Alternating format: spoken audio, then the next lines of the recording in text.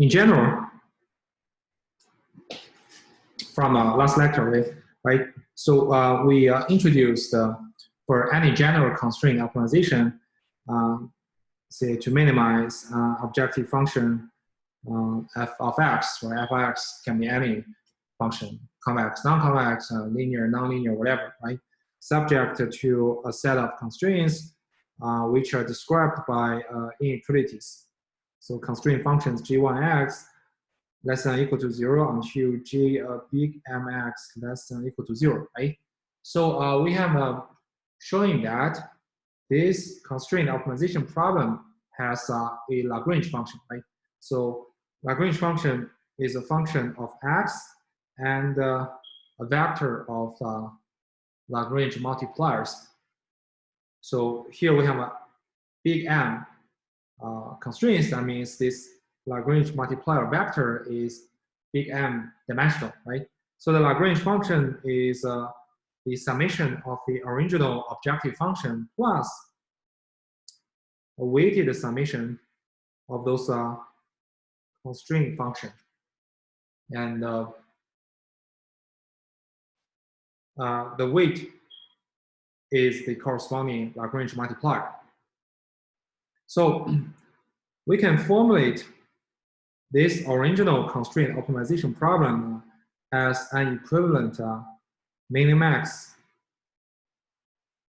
optimization on the Lagrange function, right? So in the inner level, we maximize the Lagrange function with respect to a non-negative lambda, namely non-negative multipliers. And in the outside, we minimize the Lagrange function with respect to x. So the benefit of this minimax formulation is that in terms of optimizing x, we do not have any constraints, right? Remember, because g1x to g big mx, those constraint functions can be arbitrarily complicated, right? So you can imagine those feasible regions determined by those m inequalities can be highly complicated, right? So now when we turn this optimization into a minimax optimization problem, we do not need to care about the constraint on x. X has no constraints, right? The cost is that, okay, the original problem is to do the minimization. Right now, we have to do the minimax. It's not maximizing. It's not minimizing. It's minimax. Okay? And also, we have an actual set of parameters, namely Lagrange multipliers, and we need to add the constraints that those multipliers must be non-negative, right? But non-activity is much, much simpler than complicated nonlinear constraints, right? So we call this minimax formulation on Lagrange function the primal problem, right? So now I will ask, what is the dual problem? Can anyone give me a hint?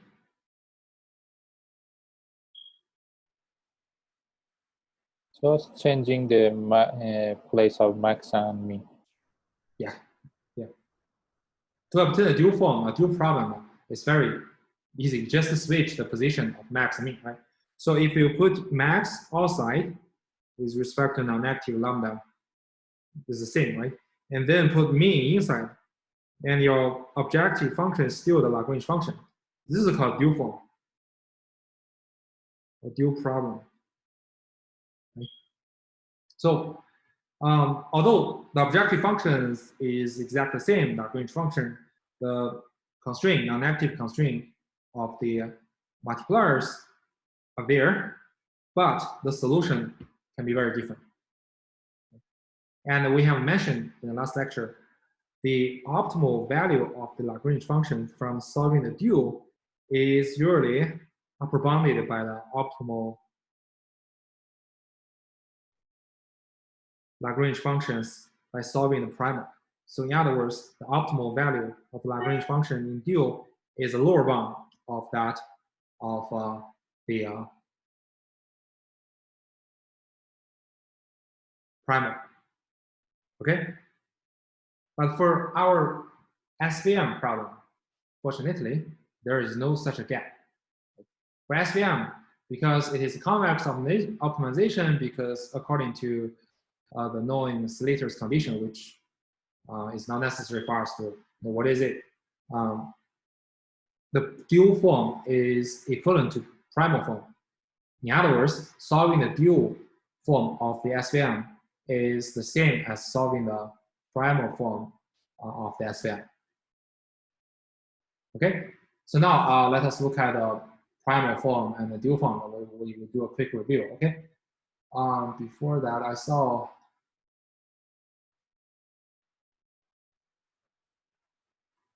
some student saying that he cannot access the Zoom, so let me reply email to him.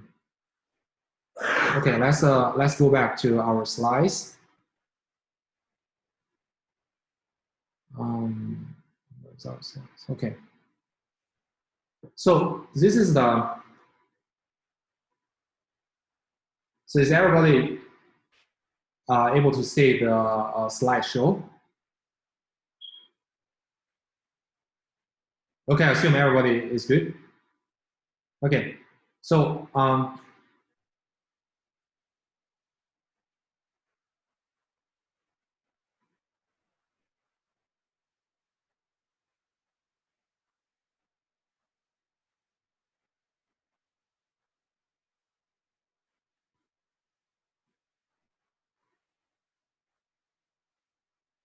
okay, someone asked, can I briefly explain why primal and dual forms are equivalent in SVM?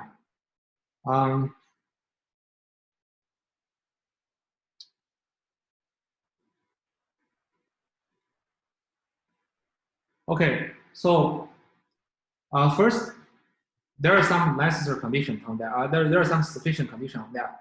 If your optimization problem is convex, and then if your feasible domain, namely the set of the inputs which satisfy all the constraints, contains an interior point, then we can show that the dual form is equivalent to the primal form, meaning that the optimal solution of the Lagrange function in solving the dual is exactly the same as optimal solution in solving the primal. So this is actually a basic conclusion for any convex optimization problem. Due to the time limit, we cannot explain it in detail, but if you are really interested, go and find any textbook regarding convex optimization. So there is a proof on that. I've gone through that proof like several years ago. It's not hard, but you need some time to go through the details. Okay. So let us look at the SVM primal and dual. And so this is a primal, this original definition of the soft SVM. So we have an objective function, which is the half of the square norm, which corresponding to maximizing the margin, and plus a summation of the slack variables for each training example, right? So here is a constant C, it's a hyperparameter which trade off the training error and the margin maximization. And then for each training example, we have two constraints, right? So here PCI is referred to as slack variable. So we require the slack variables to be no less than 0, and the function margin is no less than 1 minus PCI. So PCI, the function of PCI here is to allow some examples to break into the margin, as we mentioned before, right? Because you cannot assume all the training data are linearly separable. Right? You must allow some examples to break into margin so that we only need to max the margin with respect to the remaining majority data points. So following the standard recipe, we can introduce for each training example this constraint regarding function margin alpha I and Lagrange multiplier for the non-negativity of the slack variable PCI beta. So then we can construct Lagrange function in this form. and this min is max. So our optimization variables include the weight vector, the bias parameter, and slack variables. And the Lagrange multipliers include alpha i's and beta i's. Okay. And then what we do is just to switch the position of max and mins. And according to, again, let me read it again. According to Slater's condition for convex optimization, they have the same solution. Solving dual is equivalent to solving the primal. So then we look into how we solve the dual form. So that means in the dual form, we're going to first minimize this Lagrange function and then maximize the Lagrange function with respect to the multipliers, right? So how to do that? In the last lecture, we mentioned that, okay, we can assume in the outer level, we fix alpha I values and beta I values. Then we minimize the Lagrange function with respect to the model parameters, right? How do we minimize it? We take the gradient of the Lagrange function with respect to the model parameters, so set the gradient to 0, right?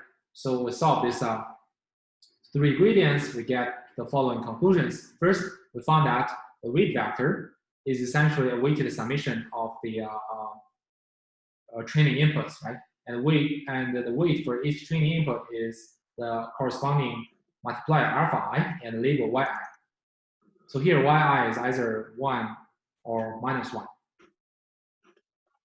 And if you take gradient of the Lagrange function with respect to bias parameter b and set the gradient to 0, you get this summation of alpha I yi over all the training examples to be 0, and take the gradient with respect to kci and set the gradient to be 0, you get alpha I plus beta I equals to c. Right? This is our 3 conclusions obtained by solving the gradient of the Lagrange function to be 0 in this inner minimization. And then we substitute these results into L.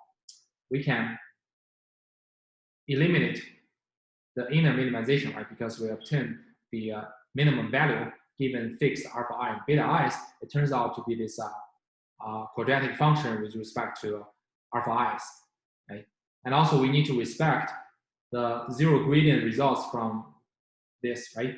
So we end up with actual constraints, and we can further simplify it, and doing maximization is equivalent to doing minimization of the negative objective, and doing all kinds of things, we end up with simplifying our dual form as a constraint minimization problem. Right?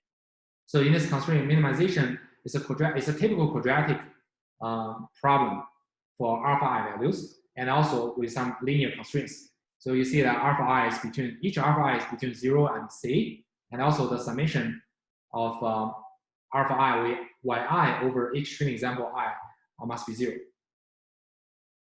So this is a typical convex, quadratic convex optimization problem. That means you don't need to write the code to optimize by yourself. There are numerous optimization packages you can just call the off-the-shelf library, right? So why do we why are we so interested in solving the dual form of SVM? So we mentioned that this dual form will enable the kernel trick.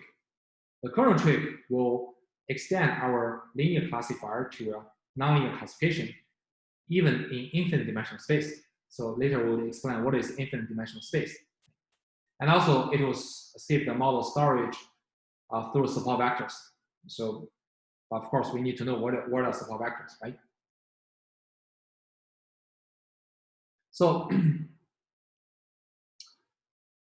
now suppose we have solved this dual form by calling some quadratic optimization package, right? We have obtained the optimal Lagrange multipliers alpha 1 star to alpha n star, right?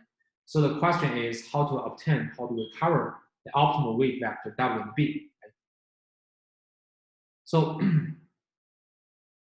to recover the optimal W, it is relatively straightforward, because when we solve the inner minimization, we take the gradient of the Lagrange function with respect to W, set that to be 0, we directly obtain that W is a weighted summation, right, of the training inputs, where each training input is weighted by this alpha I value multiplying with the label yi. Remember, be aware that y is either 1 minus 1 here.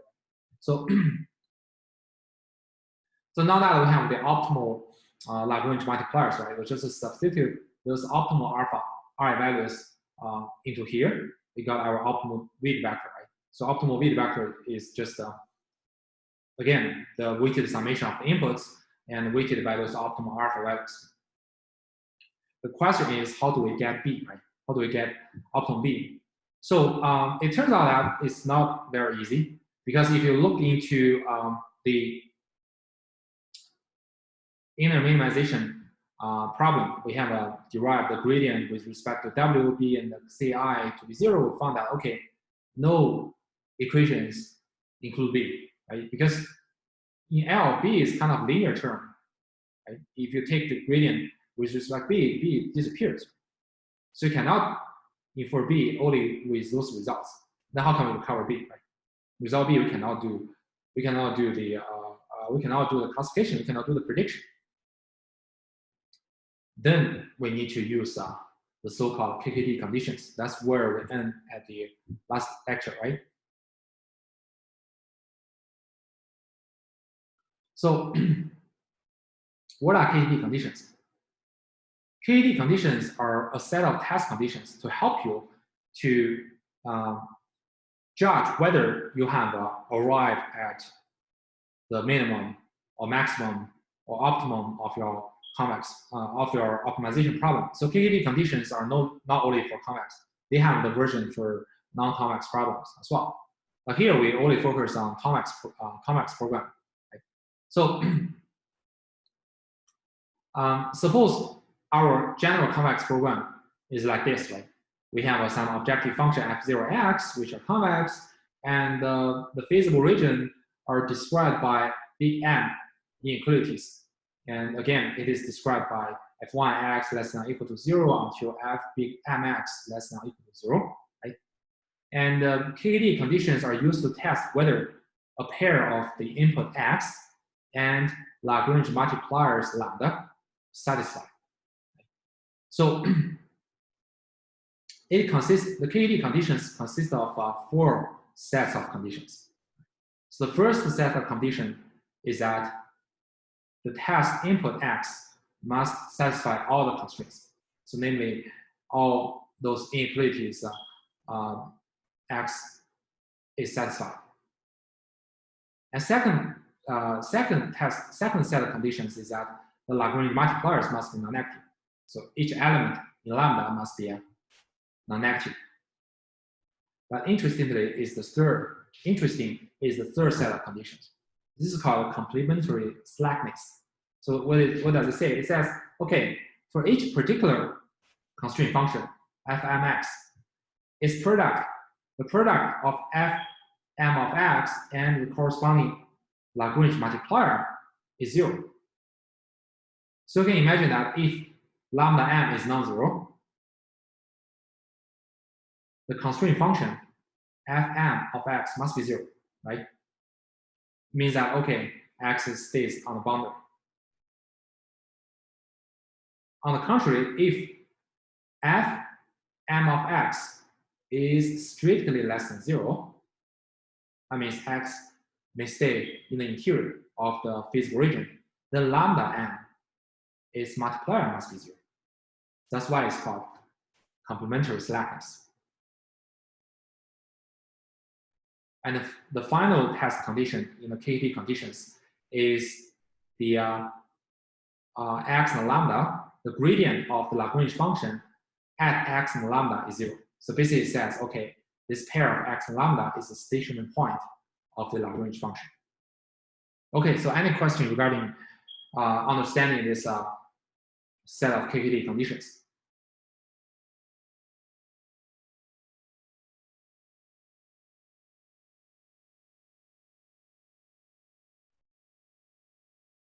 Is everybody good? Lambda is a fixed vector or it's arbitrary?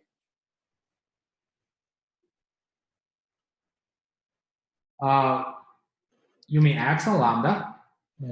Yes, just lambda. Lambda is a vector. you see, lambda belongs to R to the power m, right?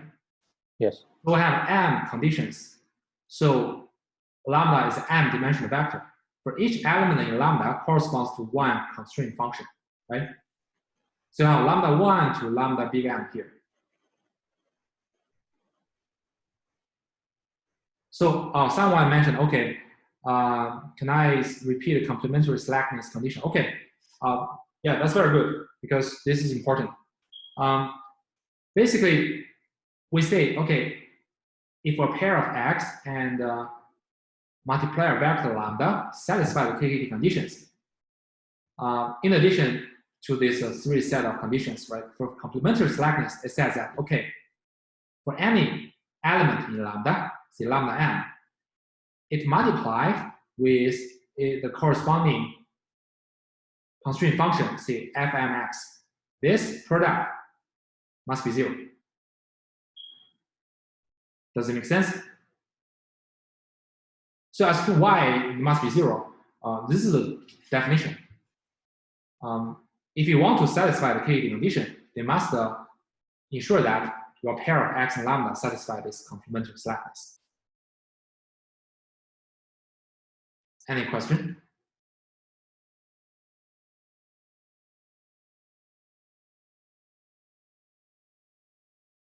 Is everybody good?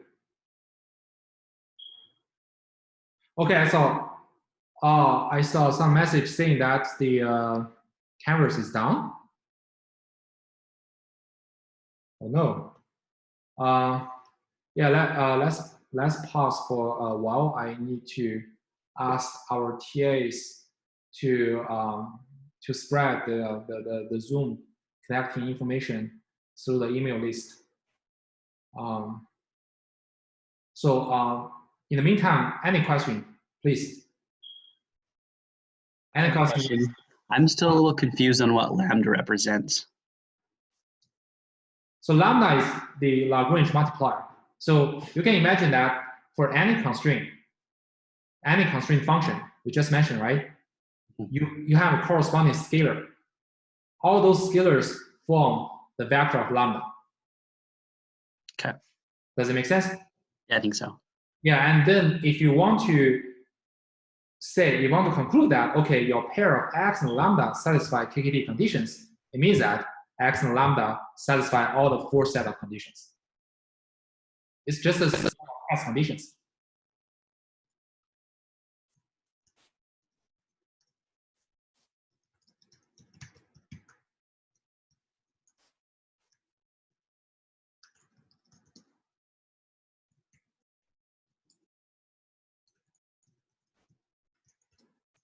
Any other question?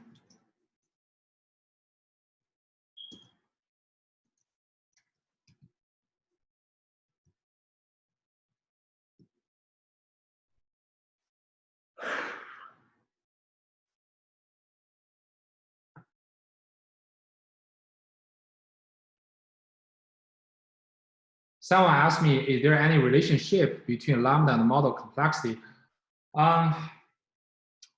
Well, it's kind of weak because you can imagine like the dimension of lambda corresponds to the number of constraints, right? The more constraints you have, you can imagine, okay, your model is more complex. You can explain in some way, but there's no like quantitative evaluation. Like you cannot say, okay, the model is highly complex because I have 100 lambda values. It's not like it's not you cannot conclude in that way. Lambda is just intermediate variables in solving an optimization problem.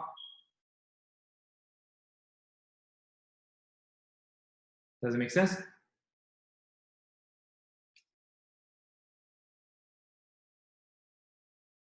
Okay, great. So let us continue. Hopefully our TAs will spread our Zoom connection to everyone, or probably Zoom has cameras has already been recovered. Okay, so then you may ask, right, what's the usage of KKT conditions, right? If a pair of X and lambda, they satisfy KKT conditions, what kind of conclusion I can draw, right?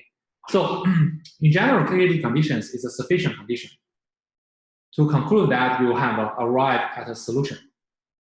So basically, if for a pair of X star and lambda star, they satisfy the KKT conditions, then we can conclude that X star is a solution of the convex program 1, this convex program, okay? So this is just a sufficient condition, meaning that, okay, if you can show that your X star along with some lambda star satisfy KKT conditions, fine, your X star must be a solution. But it does not mean every solution must satisfy the KKT condition. Okay, so there can be some solution which does not satisfy the KKT condition. That's why we call it sufficient condition. But when can we conclude that KKT conditions are both sufficient and necessary to ensure you have arrived some solution, right?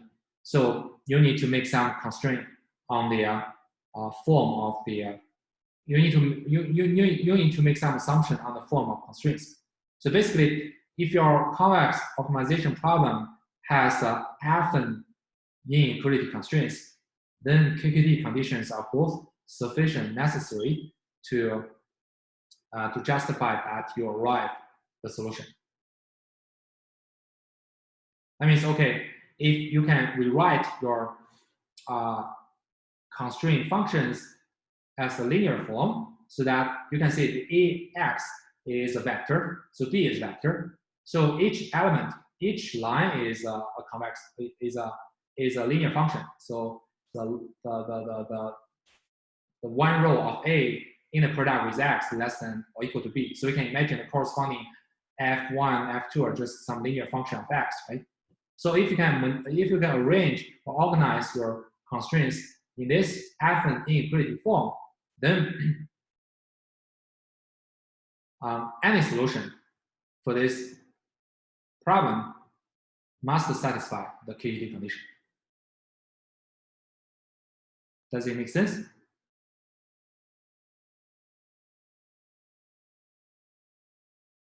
Any question?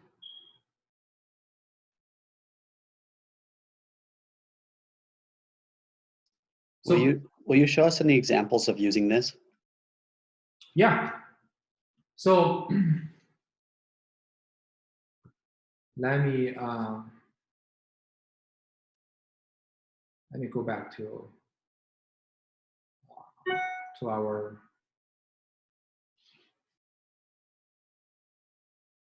pad, right? So you can imagine I'm minimize a convex function, right?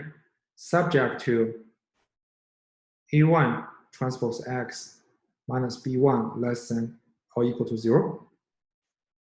You still have like M constraint, right? So you can see each constraint function, the left-hand side of those equations are linear, right?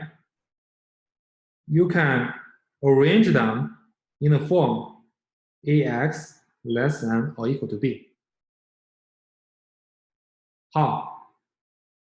You can just organize matrix A as a A1 transpose, A2 transpose, until A big M transpose, right? So multiply with X less than or equal to B1 to Bm, right?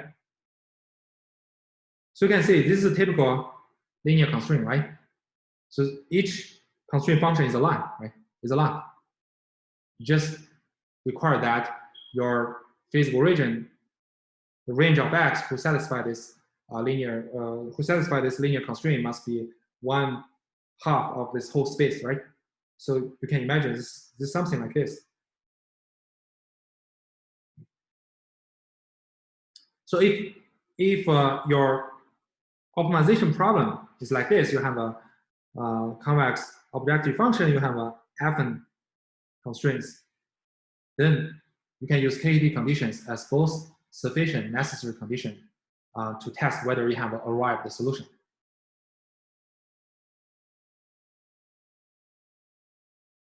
Thank you.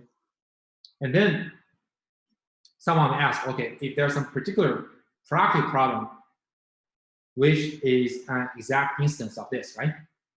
Yeah, as well. Let's go back to the slides.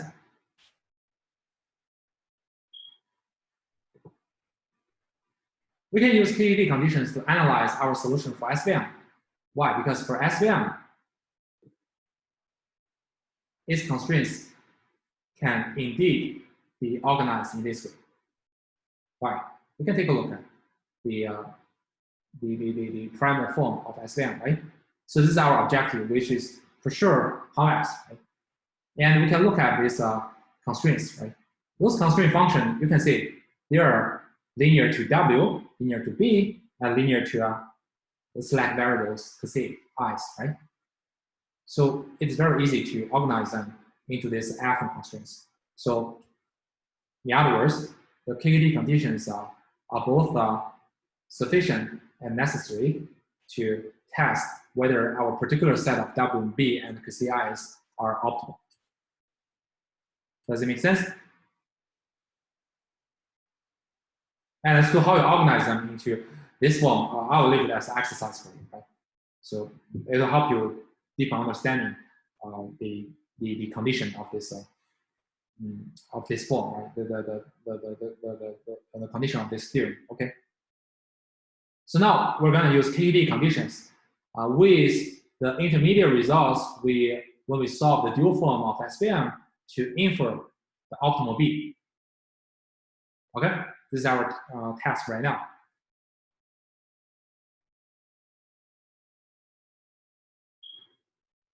Okay, someone asked if there any form of X that won't meet the necessary condition but would meet sufficient condition. Yeah, of course. Actually, this constraints, F and N constraints are kind of simplified, right? Because each constraint function is linear.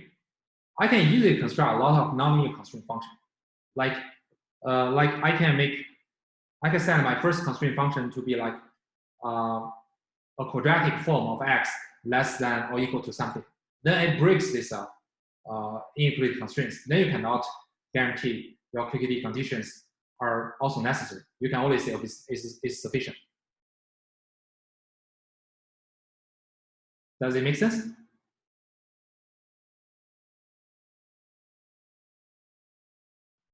When KED conditions are so strong that they are both sufficient and necessary, you must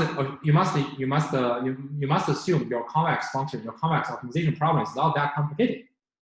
In that the constraints are kind of linear, right?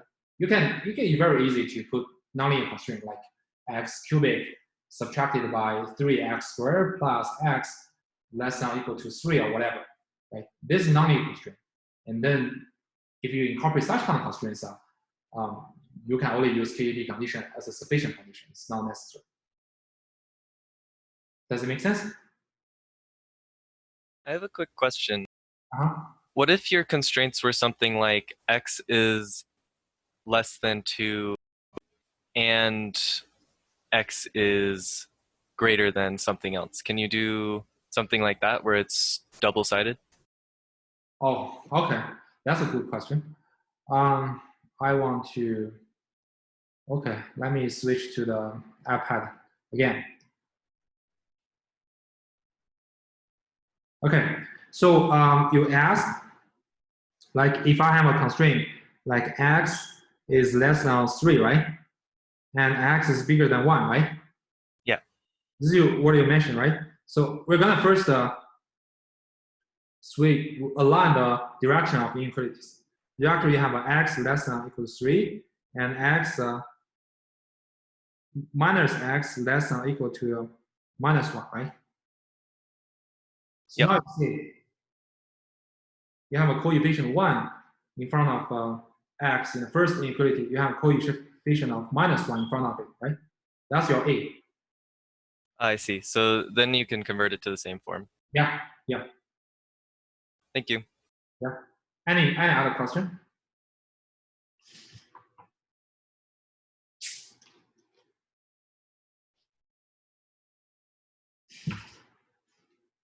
Okay, so let's continue.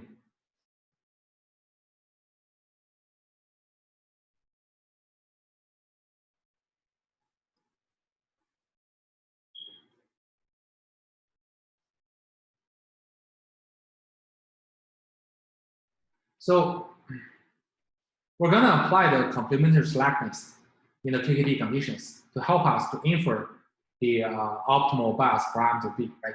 So according to complementary slackness, we know that the product between the Lagrange multiplier and the constraint function must be 0. That means, okay, because for each training example, we have 2 constraints, right? First, the function margin must be less than 1 minus KCI, right? We introduce this constraint alpha I. And for KCI less than 0, we introduce beta I, right? So according to complementary slackness, we have for each example I, beta I star, KCI star must be 0. And for each I, alpha I star, and this constraint function must be 0, right? And we will also need to combine with the intermediate results when we solve the dual form, right? So the intermediate results are obtained when we solve the inner minimization. We will particularly look at the gradient with respect to each slack variable KCI. And we take the gradient to be 0, we have alpha I plus beta I equals to C, right? So we'll combine the 3 results, right? When we obtain this, when we solve the dual form, right? We have a complementary slackness. That means these 2 products are 0 for each training example. And we also, when we solve the dual form, we have an alpha I star plus beta I star equals to C, right? We want to see whether we can combine, we can use these 3 conditions to infer the optimal bias parameter B. So again, this is just a list of these 3 types of conclusions when we arrive at the optimal solution of the dual form, right? So to infer the bias parameter B, right? The optimal bias parameter B, we can try to find some training input J, such that its corresponding multiplier alpha G star is strictly between 0 and C. I want to see whether what can I get out of it, right? So if alpha G star is strictly between 0 and C, then what is beta G star?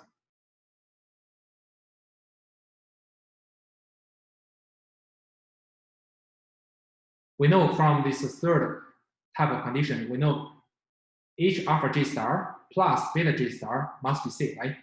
So now alpha G star is strictly less than C.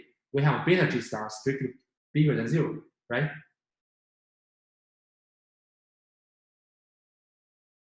Right? From this condition, alpha G star is less than C, then beta G star is C minus alpha G star must be bigger than 0, right? And then we apply the complementary slackness here. We know, okay, the product between beta G star and C G star must be 0, right? Now beta G star is non-zero. That means, okay, C G star must be 0, right? So that's our first observation. And second observation is that, okay, alpha G star is strictly bigger than 0. According to another complementary slackness, this constraint function must be 0, right? So copy here, that is function margin on J subtracted by 1 plus CG star must be 0. But from the first observation, we know CG star is 0, so now we have the function margin is exactly 0, exactly 1, right?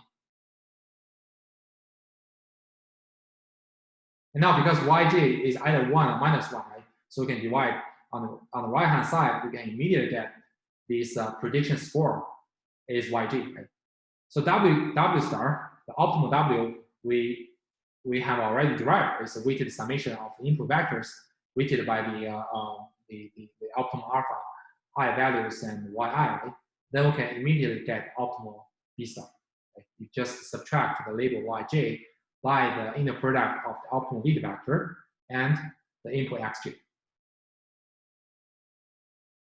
So now we can see to find the optimal B star after we solve the dual form of the SVM, how to do that. Right? We just find some training example J such that the optimal alpha J is strictly between 0 and C.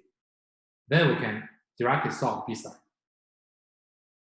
But this is derived from the complementary slackness and the intermediate results, right?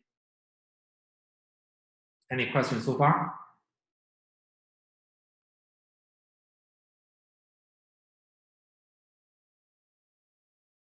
Okay, perfect. So in practice, I mean, for robustness,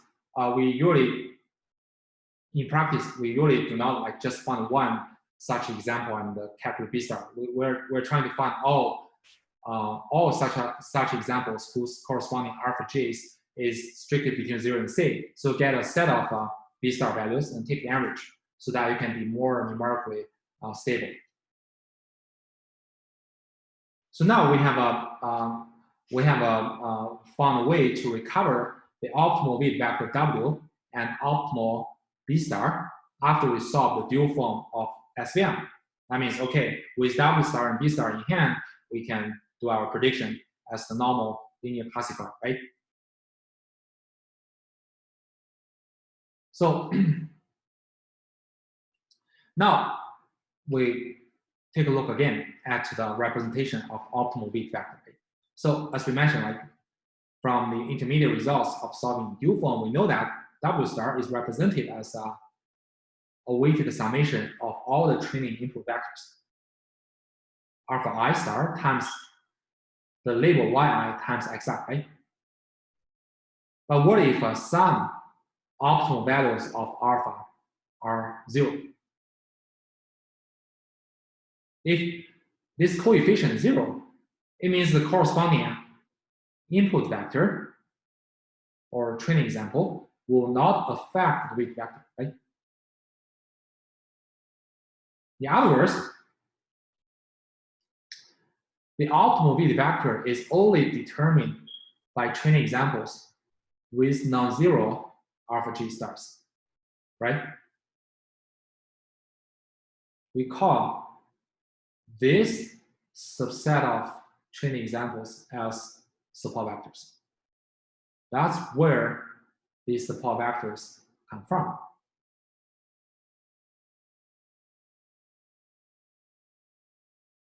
Because it is the support vectors who determine the optimal weight vector. Because optimal weight vector is a weighted summation of the training inputs, right? And the coefficients for each training input is the corresponding optimal multipliers, alpha I stars, right? So for training inputs whose coefficients alpha I star are 0, they do not have any influence on the optimal weight vector, right? Only the training examples who have non-zero alpha G stars can determine the weight vector. So we call this subset of training examples as support vectors. This is the definition of support vectors. So someone asked, right? So in reality, do we really have a lot of 0 alpha G stars? The answer is yes. So actually, in most SVM applications, you'll see that the number of support vectors is much less than the number of training set. That means most support vectors, most training examples are not support vectors.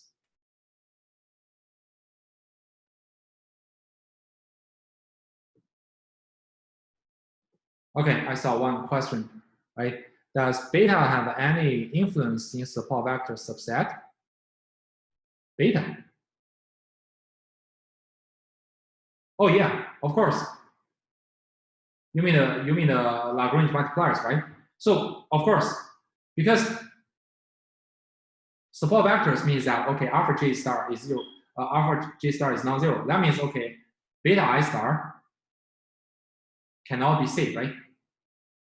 In other words, if your beta I star is safe, then your alpha I star is 0, then the training example I cannot be the support vectors. Those solution of those alpha I's, beta I star, C I star, they influence on each other. I'm talking about on which conditions those training examples will be the support vectors, and determine the optimal weight vector. Okay. What happened when some beta is 0? What happened when some beta is 0? If some beta is 0, then alpha I must be C, right? That means alpha I is non-zero. That means the training example must be a support vector. Does it make sense?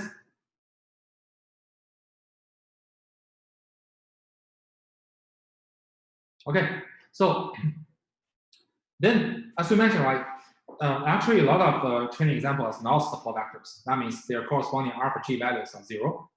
As you mentioned, right, as Saradha mentioned, right, beta I star is C. Right? But where do these non-support vectors, or where do these support vectors locate in the training set? Right? How do they place in terms of the margin? So we can try to do analysis. So if we denote support vectors by a set of S, namely the training inputs whose corresponding alpha G star is bigger than 0, and we can write the optimal weight vector as the weighted summation of the support vectors, right? And according to the complementary slackness, we know, okay, alpha G star must be a positive, must be non-zero, right? And then the constraint function must be 0. That means this function inside this parenthesis is 0, right? So that means, okay, the function margin must be 1 minus the slack variable CG star, right? So remember, the slack variable is always non-negative. So 1 minus some non-negative value must be less than or equal to 1, right? So now what does it imply? What does it imply? The position of XG. An idea?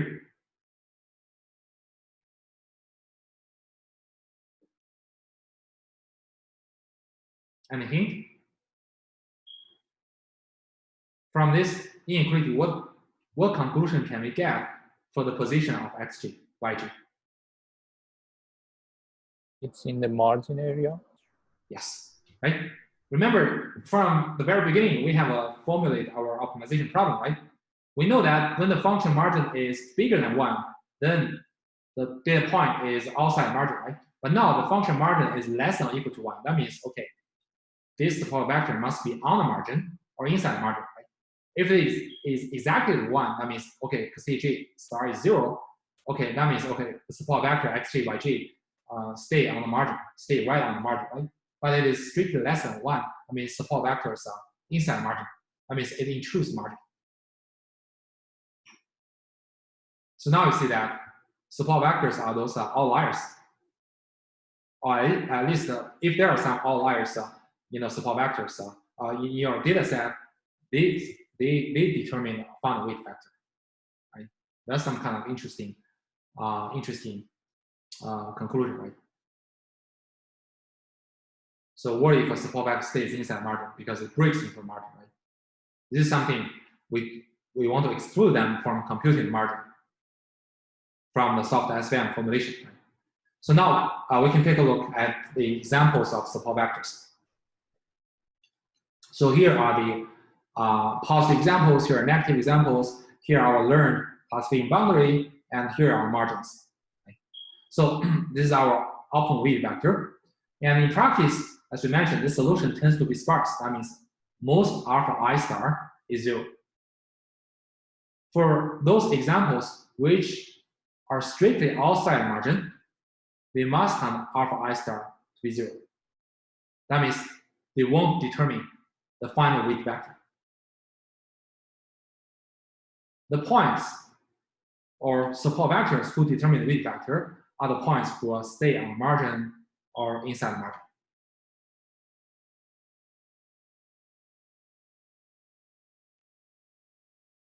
Okay, and from this representation of W star, we can also find that we do not need to necessarily keep the weight vector directly. We just need to keep the support vectors. And then when we do the prediction, we can simply do this weighted summation over the support vectors to do the prediction. So what's the benefit of that? The benefit we'll see later. when you do the nonlinear transformation into a very high-dimensional space, you never need to do it explicitly. If you do it explicitly, sometimes, like in infinite dimensional space, it is infeasible. Okay?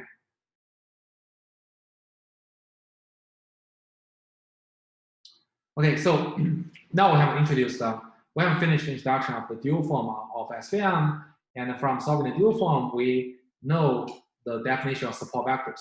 So it is the set of support vectors who determine the optimal weight vector, right? So now to look at how we extend our linear classifier, SVM, to nonlinear classifier, we're gonna introduce kernels and a kernel tree. Okay. So let us first look at how we use SVM dual solution to make prediction. Okay? So because the original SVM obviously is a linear classifier, right? When we do the prediction, we're just calculate the sign of the prediction score, right? The prediction score is the inner product between the weight vector and input vector plus the bias parameter, right? So the weight vector from solving the dual form, we know that it is a weighted summation of the training inputs, right? We know many alpha I star are simply zero. They're essentially determined by the support vectors who have non-zero alpha I stars, right? Now, if we substitute this representation of this double star for double star in the prediction, what can we get? First, we can show that the inner product between the optimal weight vector and x is summation, right? The summation over every training example, alpha I star, yi, and then the inner product between every training example xi and the test input vector x, right? So now we find that if we just if we do not explicitly compute double star, right? We use our optimal alpha I values to make a prediction. We only need to compute the dot products between the training examples that are support vectors and the new example x, right?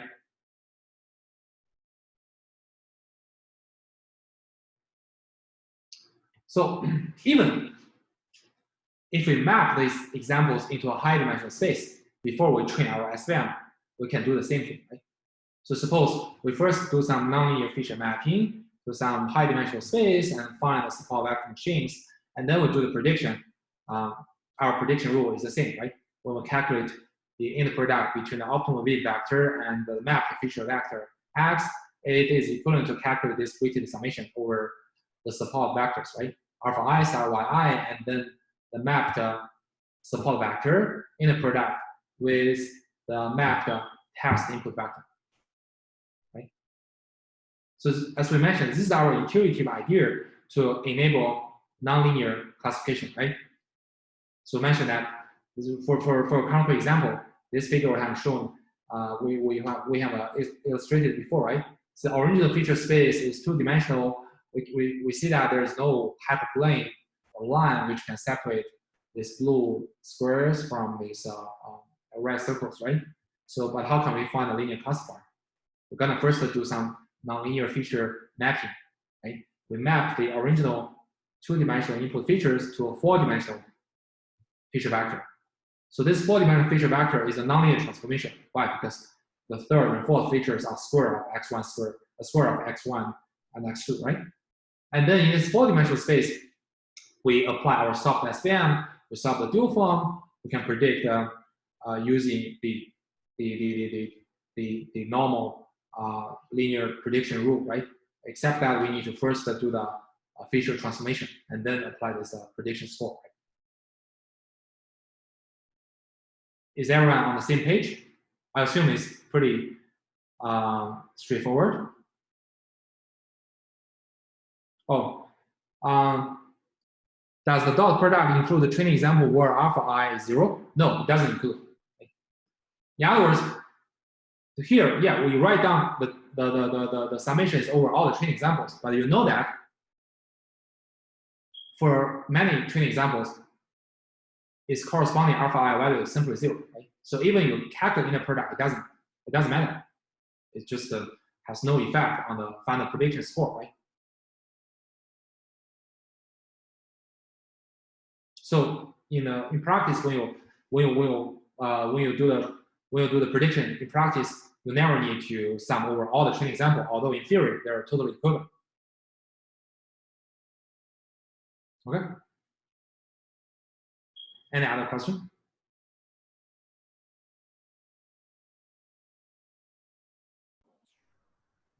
So, when you use high dimensional space in the last row, then you use phi of x instead of x. I use what? I use row. You use phi of x in place of x. Yes. Yes. So W star here is the summation of alpha star yi and phi of xi. Yes. If we do the feature mapping, yeah, of course. Okay. But if you use phi of W star, since phi is not linear, you cannot take outside the sum and alpha star and yi. Okay. What's your meaning? We cannot apply phi over W star because W star has the same dimension of this phi of x. W star is learned from the mapped feature space. It's not in the original space. Okay. Yeah, that means okay. We can take a look at this example, right? So after we do the feature mapping, we're learning W in this 4-dimensional space.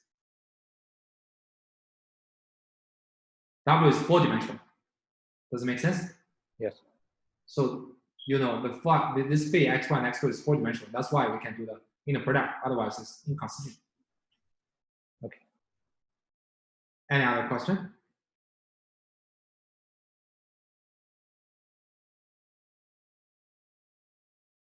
Okay, great. So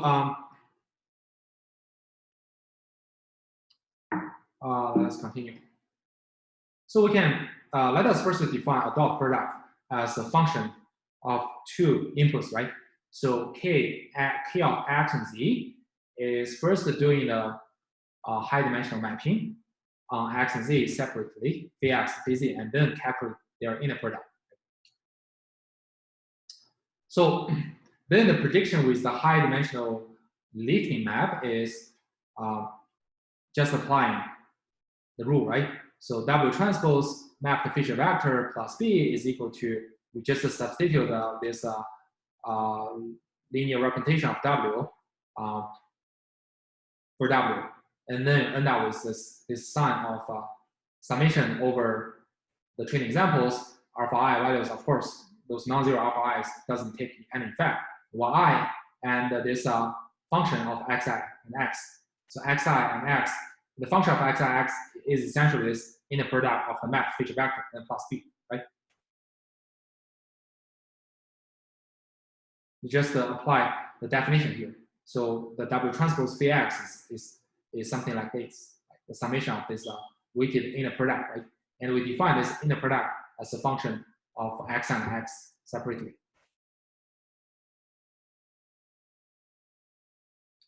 And now we can take a look at the structure of this formula, this prediction rule, right? What does this new formulation give us?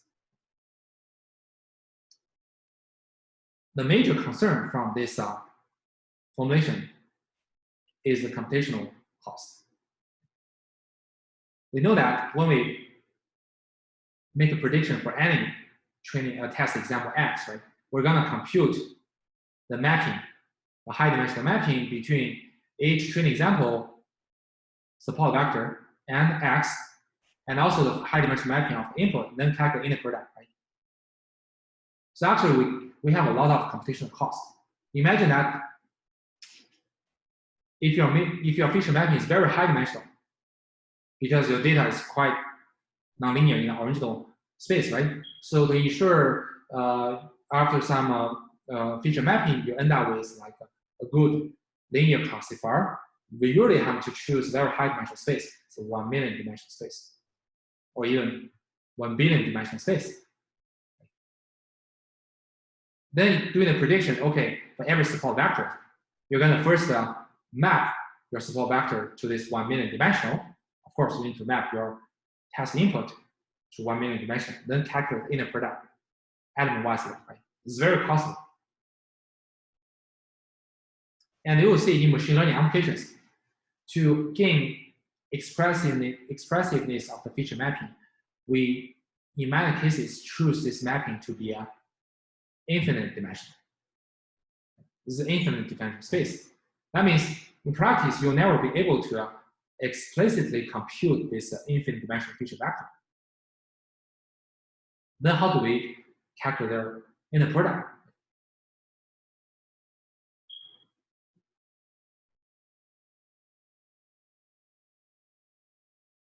So then there stimulate a thinking, right? If we can compute the value of k, right, this one, without explicitly writing the blown up representation, we just do everything in the original space, but through some magic computation, we directly obtain the value of the product. Then we can have a much computational advantage, right? So this idea or this trick is called kernel trick. The kernel trick is essentially a computational trick. It's trying to calculate this mapped features inner product in an original feature space without explicit mapping, so that to dramatically reduce the computation cost. This is called kernel trick. So someone may say, okay, this is kind of unbelievable. How can we do that? So we can start with some example, right? Some simple example. It's called polynomial kernel. So given two examples, x and z, and we want to map them to a high dimensional space. So what is a high dimensional space? We want to extract all the quadratic or all the polynomial terms up to the degree of 2. So suppose our original feature vector is n-dimensional. So here is our mapped feature vector. So in this new feature vector, it includes all degree 0 terms, which are simply 0, and all degree 1 terms, which are just the original features, x1 to xn. And then we also append all degree 2 terms. So how can we get degree 2 terms? We just look at, okay, the x1 square, x2 square, and to xn square, and also the cross product between each pair of features. So x1, x2, x1, x3, x2, x3 until xn minus 1 xn. So question, how long is the mapped feature vector? Or what's the dimension of the mapped feature vector?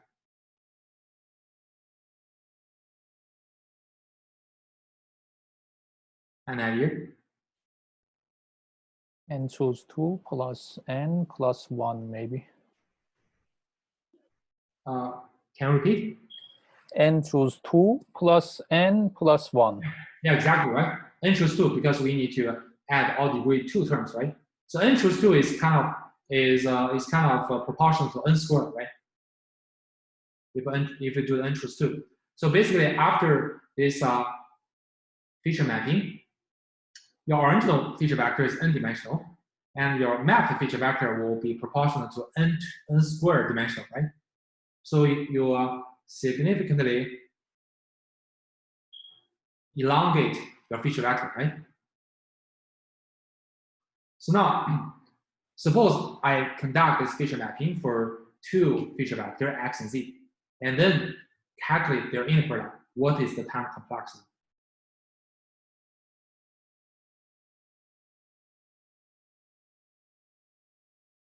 What is time complexity?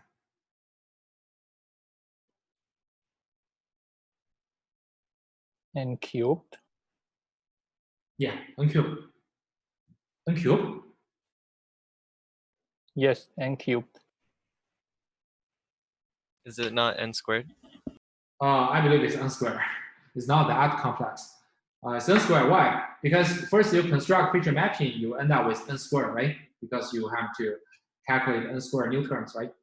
And then you do the inner product. You have 2 n square dimensional vectors, you need first to do the n-wise product, right? So that is n squared. Because you have to conduct n squared product n-wisely, right? And then you sum up them together, you have n squared terms, so your summation must be n squared minus 1. So in total, the time complexity is n squared. Does it make sense? Okay, so then you can imagine, like, if you do explicit feature mapping and then calculate their inner product, the time complexity is n squared. So suppose n is 1000, the original feature vector is 1000 dimensional, then this explicit mapping inner product will take the complexity proportional to 1 million, right? It's very costly, right?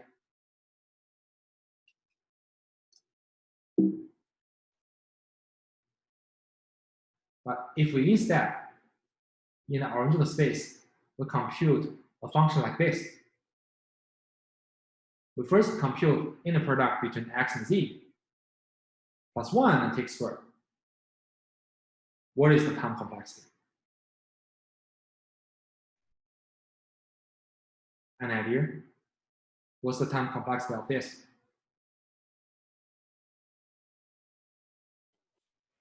Just n? Yeah, just n. Why? Because the inner product between x and z is just O(n), right? Then the remaining thing is just a constant, right? So it's O(n). So we can say, okay, to calculate A, we first do the explicit feature mapping and do the inner product. The time complexity is O(n) squared. And if we calculate the function in this way, in the original space, without any explicit feature mapping, the time complexity is simply O(n), right? And then we claim that the two computations are equivalent. Namely, A equals to B, but up to different coefficients, because coefficients here do not really matter. So obviously, in practice, I would like to choose B, right? I won't explicitly compute A, right? Now I want to see why calculating B is equivalent to calculating A. Right? We can do a we can explicitly write down the term and then do the comparison, and then we'll see why. So I'm gonna switch to our whiteboard.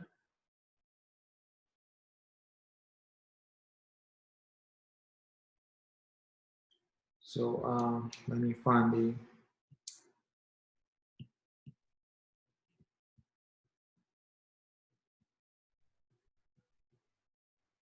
So here, right? So here we just use n equals to 2. That means our original feature space is just 2-dimensional.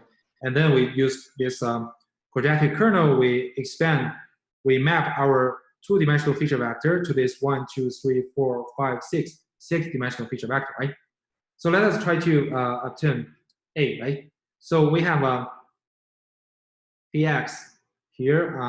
Let me just copy the terms here. 1, x1, x2, x1 square, x2 square, and x1, x2, right? So you can do the same feature mapping to another input vector z. It's just 1, z1, z2, z1 star, z1 square, z2 square, and z1, z2, right? And then do the inner product, Vx transpose Vz, which is 1, right? You just do the n-wise product and add them together.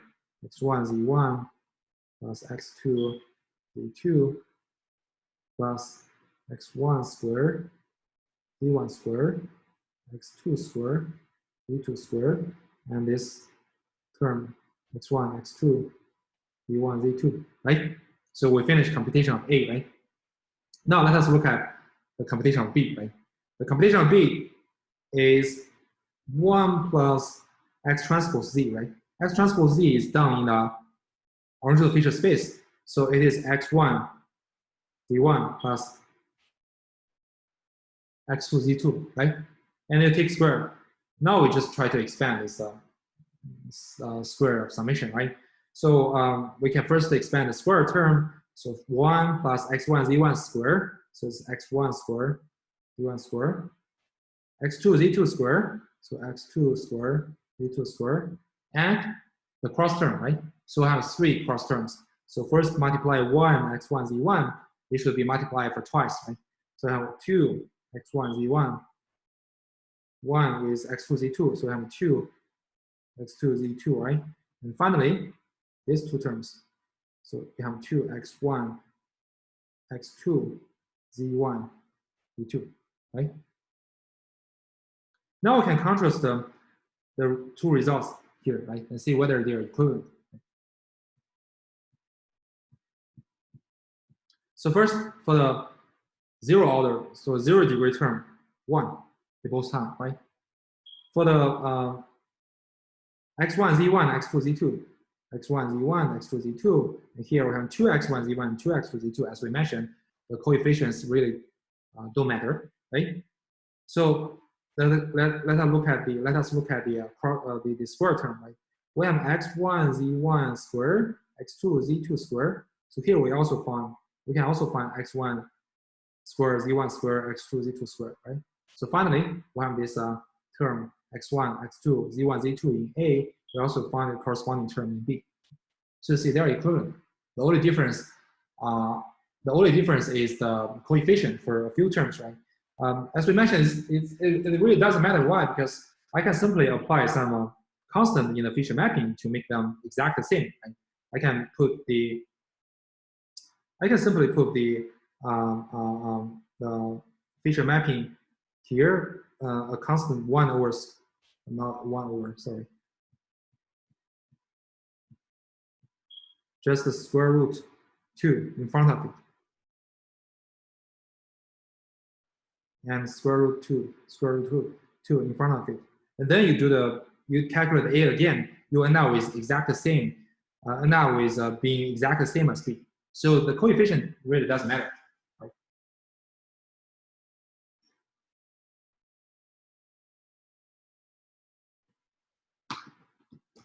So what does this result imply? What does this result imply? It means that, okay, we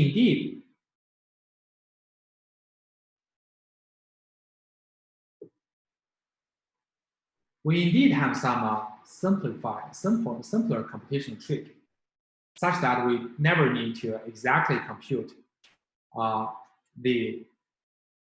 explicitly compute the high dimensional feature mapping to the inner product. We can do everything in the original feature space. In this way, we can reduce much computation cost, right? So here's the definition of kernel trick. Right? So kernel trick is a computational trick that can save time and space by computing the value of this k function by performing operations in the original space only without the explicit feature transformation. It's called kernel trick.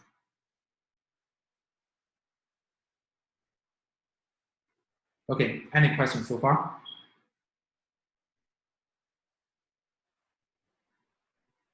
Okay, great. So the previous example we just mentioned, right? We can now analyze the benefit of previous example kernel trick. So you want to work with the degree 2 polynomial features Px, right? If you do the explicit feature mapping and do the dot product, you have to operate using vectors in the space of dimensionality 1 plus n plus n plus 1, n times n plus 1 over 2. This is 1 plus n plus choose 2 over n, choose 2 from n, right? Someone has mentioned that before, right? If you apply a kernel trick in our previous example, you can save the time and space in computing the dot products in just n-dimensional space. So the time complexity is reduced to n. So these are about the kernels and the kernel trick. And okay, so it looks like we have we have a right time. Okay, we're gonna finish up the kernel properties of kernel and the non-ESVM in the next lecture, and we'll begin to introduce the cross-validation and artificial neural nets in the next lecture. Okay, I'll see you on Thursday.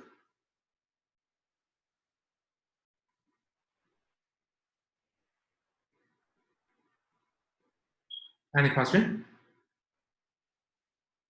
I have a quick question. Uh-huh. So when we used to do linear feature mappings into a higher space with a different algorithm, we would train on the augmented samples. But I think if I understood right, we are training on the original samples to get the support vectors and then predicting using the augmented ones with SVM. Is that correct? Yeah, that's the key idea.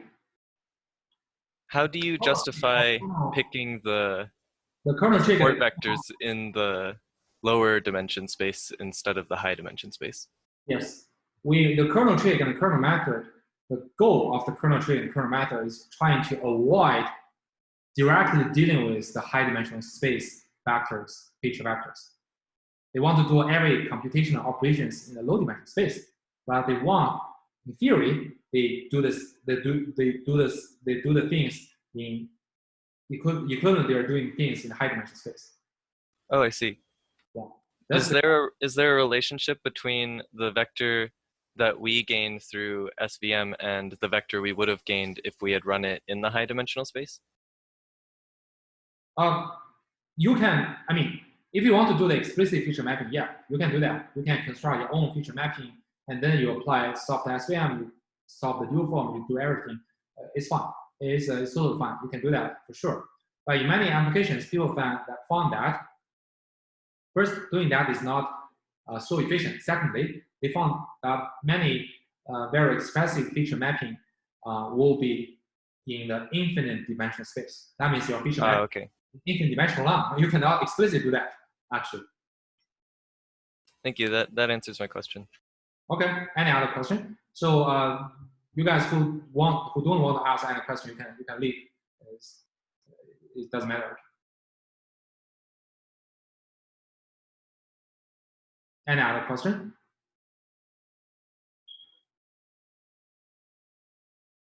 Okay, great. So we'll see you on Thursday. Goodbye.